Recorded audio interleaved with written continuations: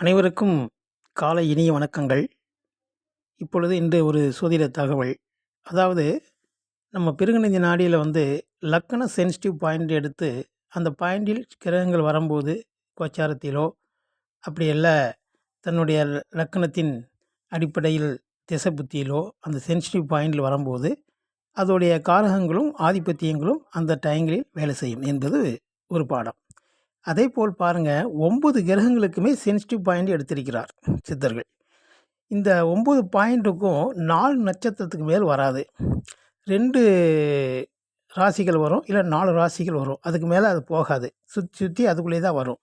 அப்படி வரும்போது சூரியனிலிருந்து ராகு வரைக்கும் 9 கிரகத்துக்கும் 4 நட்சத்திரங்கள் சென்சிட்டிவ் பாயிண்டாக அமையும்.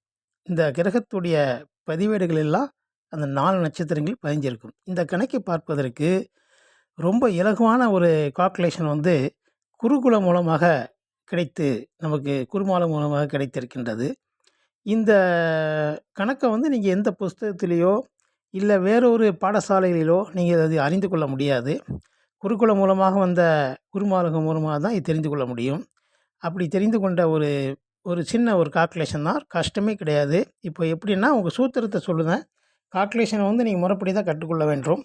அதாவது இப்போ குரு ஒரு ராசியில் நிற்கார். அந்த குரு ஒரு நட்சத்திரத்தில் பாதத்தில் நிற்பார். 108 பாதம் இருக்குது. அதில் ஒரு ராசிக்கு 9 பாதம் தெரியும் உங்களுக்கு. அந்த ஒரு பாதத்தில் 9 பாதங்களில் ஒரு பாதத்தில் நிற்பார். அப்போ நட்சத்திரத்தில் ஒரு பாதத்தில் நிற்கும்போது அதிலிருந்து நவாம்சத்தை எடுத்து நவாம்சத்தில் எத்தனாவது பாதம்னு பார்த்து அந்த சென்சிட்டிவ் பாயிண்டில் 4 ராசிகள் இல்லை 2 ராசிகள் இல்லை 4 நட்சத்திரங்கள் 2 நட்சத்திரங்களில் அந்த சென்சிட்டிவ் பாயிண்ட் அமையும். இது நம்ம எழுதி வைத்து கொண்டால் அந்த நட்சத்திரங்கள் சஞ்சாரம் செய்யும் போது உள்ள கிரகங்களுடைய காரகமும் அப்புறம் அந்த கிரகம் பெற்ற ஆதிபத்தியமும் அந்த நேரங்களில் அந்த ஜாதகருக்கு 100% வேலை செய்யும். திசா புத்தி இருந்தாலும் சரி, கோச்சாரத்தில் வந்தாலும் சரி, இல்லை ஜென்ம ஜாதகத்தில் அந்த சென்சிட்டிவ் பாயிண்டில் நிற்கக்கூடிய கிரகங்கள் ஜாதகருக்கு புத்திநாதன் அந்தநாதன் திசாநாதன் நடத்தும் போதும் அந்த பலன்கள் கிடைக்கும்.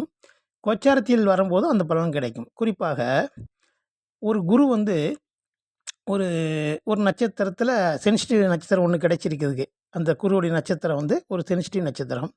அந்த நட்சத்திரத்தில் ஜென்ம ஜாதகத்தில் செவ்வாய் இருக்காருன்னு வைங்க. ஓகே, செவ்வாய் இருக்கின்றார். இப்போது குரு தசையோ செவ்வாய் தசையோ குரு புத்தியோ செவ்வாய் புத்தியோ வரும்போதோ இல்லை அந்த சென்சிட்டிவ் பாயிண்டில் கோச்சார குருவோ ராகுவோ வரும்போதோ நிச்சயமாக அந்த சென்சிட்டிவ் பாயிண்ட் வேலை செய்ய ஆரம்பிச்சிடும்.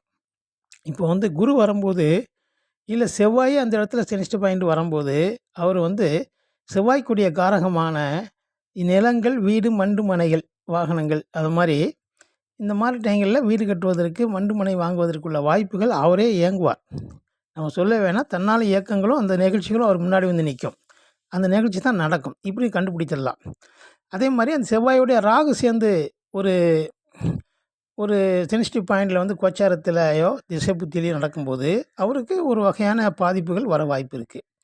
இந்த மாதிரி சென்சிட்டிவ் பாயிண்டில் வரக்கூடிய ஒவ்வொரு கிரகங்களும் 100% கரெக்டாக வேலை செய்யும். இப்போ குரு நட்சத்திராதிபதி நல்ல நட்சத்திரம், அவருடைய நட்பு நட்சத்திரம் வாங்கி திசை நடக்குது நல்லா இருக்கும்னு சொல்லுவோம்.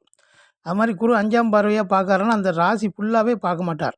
சென்சிட்டிவ் பாயிண்டில் மட்டும்தான் 100% வேலை செய்யும். பாக்கி பாகங்களுக்கு வேலை செய்யாது. இப்படி ஒரு பாடங்களை குருகுலம் மூலமாக நமக்கு கிடைத்த ஒரு அருமையான ஒரு பாடல். அது பிடிஎஃபாக அந்த கால்குலேஷன் எல்லாமே போட்டு ஒரு 5 ஜாதகத்தையும் அதுக்கு ஒரு சோதனை ஜாதகமாக போட்டு இது விளக்கப்பட்டிருக்கிறது. கணக்கு ரொம்ப ஈஸியான கணக்கு. இது நீங்கள் நிச்சயமாக படித்து விட்டால் இது ஒன்று முத்திரம் பலன் சொல்வதற்கு ரொம்ப எளிமையாக இருக்கும். ஆகையால் அந்த பிடிஎஃப் ஃபைல் உங்களுக்கு தேவைப்பட்டால் நிச்சயமாக அந்த போனில் நீங்கள் தொடர்பு கொள்ளுங்கள். நான் எப்படி உங்களுக்கு தர வேண்டும் என்று விவரங்களை சொல்கிறேன். சரி நண்பர்களே, நன்றி, வணக்கம்.